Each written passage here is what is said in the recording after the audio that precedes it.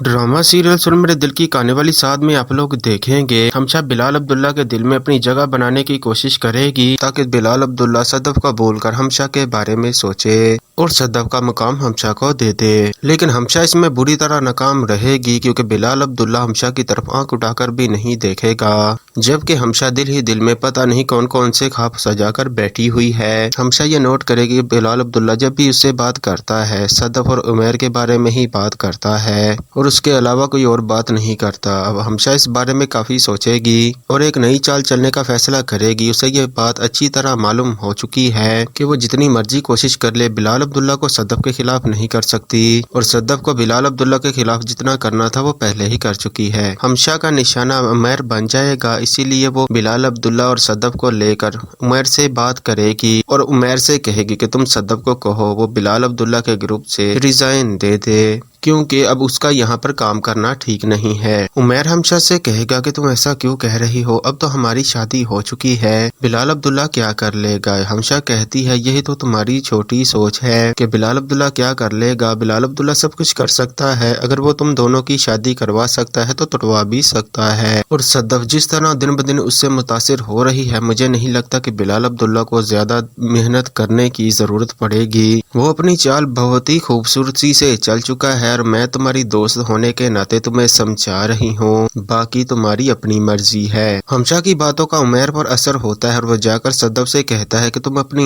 नौकरी छोड़ दो।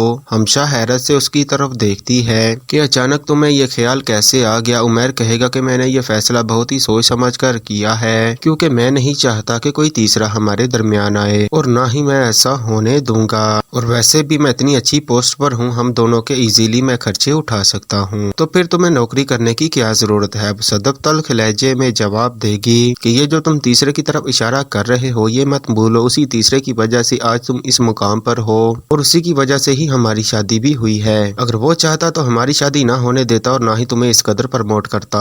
अगर उसने हमारे लिए इतना सब कुछ किया है तो वो यकीनन एक अच्छा इंसान है और हमने आज तक उसके बारे में जो गलतफहमियां पाल रखी थी उसने सबको दूर कर दिया है। इसीलिए तुम्हें ना तो ज्यादा सोचने की जरूरत है और ना ही दोबारा इस हवाले से मुझसे बात करने की जरूरत है, क्योंकि मैं ये नौकरी कभी नहीं छोड़ूंगी। मेरी माँ और मेरे भाई की जिम्मेदारी मुझ पर है। जब तक जावियर अपने कदमों पर खड़ा नहीं हो जाता तब तक मुझे ही ये जिम्मेदारी उठानी पड़ेगी।